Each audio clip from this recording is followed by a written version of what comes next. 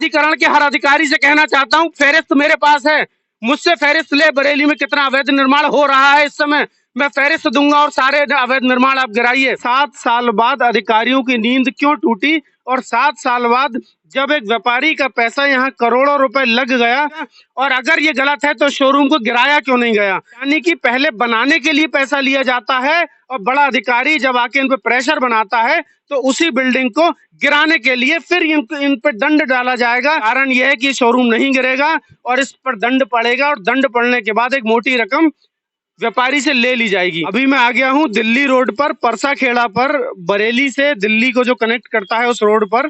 Area का नाम है परसा खेड़ा, जहाँ पर रेनॉल्ड ये कार का शोरूम है और इस शोरूम को बने हुए 7 साल हो चुके हैं, लेकिन अधिकारियों की नींद जो है वो नींद बहुत लेट टूटती है। इस शोरूम को 7 साल जब बने हुए हो गए थे तब तक अधिकारियों ने संज्ञान नहीं लिया।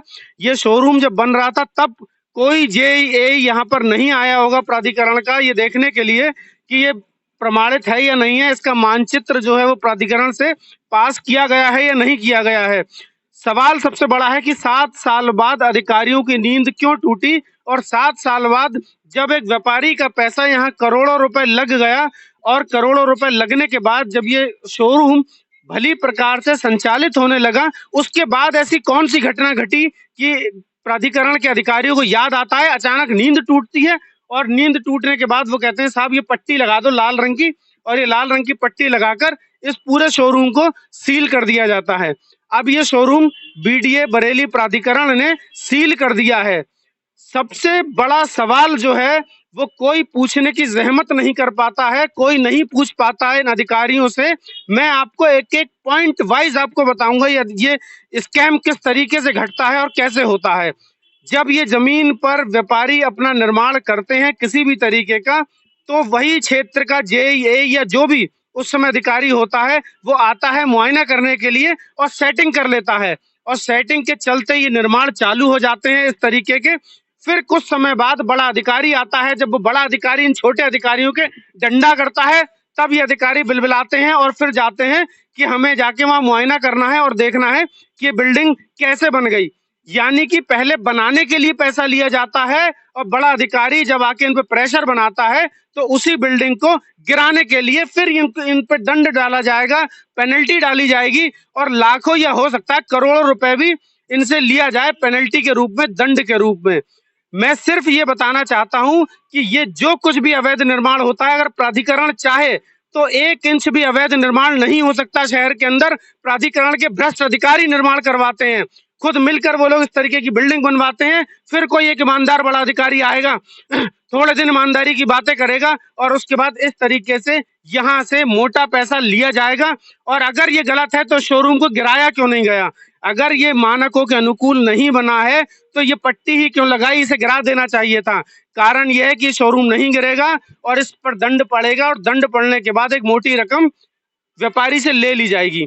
अगर प्राधिकरण के अधिकारी ईमानदार हैं तो फिर मैंने जो खबरें दिखाई हैं, मैंने जो बड़े बड़े आपको शोरूम दिखाए, जो बड़ी बड़ी बिल्डिंगें दिखाई हैं, उन बिल्डिंगों पर कार्रवाई क्यों नहीं हो रही है? 7 साल पुरानी बिल्डिंग पर कार्रवाई आप करने जाते हो, 10 साल पुराने मकानों पर कार्रवाई करने के लिए जाते हो, लेकिन जो अभी तत्काल जो अवैध निर्माण चल रहे हैं उन पर कार्रवाई क्यों नहीं करते हो? शिकायतें करने के बाद मुझसे अधिकारी पूछते क्यों नहीं है? मुझसे बात करें, मैं उन्हें सारे सबूत देता हूं। बार बार आप जेई को फोन करें, आप एई को फोन करें, वो सरासर सीधे ये कहते हैं कि साहब बड़े अधिकारी से बात करी जाएगी, आप बड़े अधिकारी से बात करिए। उन्हें लगता है कि उनके बड़े अधिकारी जो हैं वो शहर में हौवा बन चुके हैं। लेकिन मैं बता दूं, हौवा तब तक होता है जब तक जनता बर्दाश्त करती है, और जब बर्दाश्त का पारा जब चढ़ जाता है तो जनता भी किसी को बर्दाश्त नहीं करती है। आप ईमानदारी से कुछ भी करिए, जनता बर्दाश्त करेगी, लेकिन करप्शन को कोई भी जनता अब बर्दाश्त करने के मूड में नहीं है।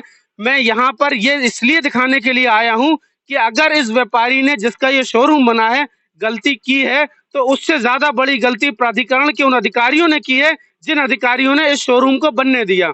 आपने उस समय इस शोरूम को क्यों बनने दिया, उसी समय क्यों नहीं रोका? कि शोरूम को रोकना चाहिए और इसे रोक कर पास कराना चाहिए और उसके बाद ही निर्माण होना चाहिए था। आपके क्षेत्र में अवैध निर्माण हुआ, तो अगर उस व्यापारी की गलती है तो गलती उस अधिकारी की भी है, और उस समय के अधिकारी को पकड़ना चाहिए, उस अधिकारी पर मुकदमा डालना चाहिए, और उस अधिकारी से ही रेवेन्यू की वसूली भी होनी चाहिए, और वसूली व्यापारी से भी होनी चाहिए। गलती अगर व्यापारी की है तो गलती उस अधिकारी की भी है जिसके कार्यकाल में ये अवैध निर्माण होते हैं। और मैं खुद मुख्यमंत्री जी को एक लेटर लिखने वाला हूं और बताऊंगा उन्हें इस तरीके से कि अधिकारियों के ट्रांसफर बहुत जल्दी हो जाते हैं, और जिस भी समय ट्रांसफर होते हो उस समय अधिकारी बदल जाता है, और पुराने अधिकारी के खुलासा जो है वो होने में समय लग जाता है। अधिकारी अवैध निर्माण करा देते हैं, अधिकारी गलत तरीके से निर्माण कराते हैं, रोड सड़क बिल्डिंगों का गलत निर्माण गलत मटेरियल से होता है, लेकिन इसका खुलासा तब होता है जब 1 साल या 2 साल निकल जाते हैं, और उस 1-2 साल में तत्कालीन जो उस समय के अधिकारी होते हैं उनका ट्रांसफर हो जाता है।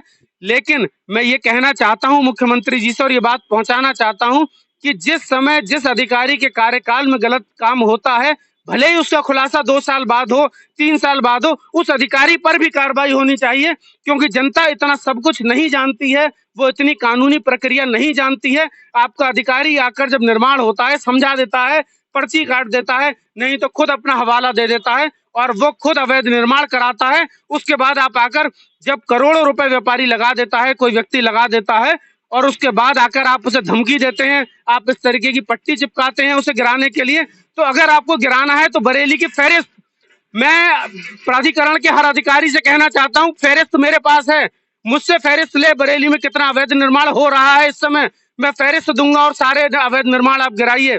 अगर कोई भी अवैध निर्माण गिराना है, मुझे ये नहीं पता इस शोरूम का मालिक कौन है, मुझे ये नहीं पता उन अवैध निर्माणों का मालिक कौन है, लेकिन अगर आप काम ईमानदारी से करते हैं तो आपको ईमानदारी पूरी रखनी पड़ेगी, और जितने अवैध निर्माण इस समय हो रहे हैं सारे अवैध निर्माण को आपको गिराना पड़ेगा।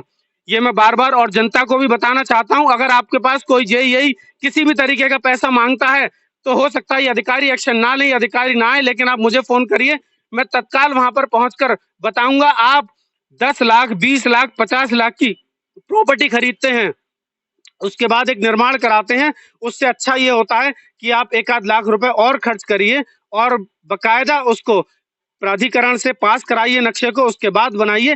किसी अधिकारी के जाल में फंसने की कोई भी जरूरत नहीं है। अगर आपका नक्शा पास कराने के लिए कोई रिश्वत मांगता है आपसे, तो भी आप हमें बता सकते हैं, हमें मेल कर सकते हैं, हमारी मेल आईडी खबर में लगातार चलती रहती है।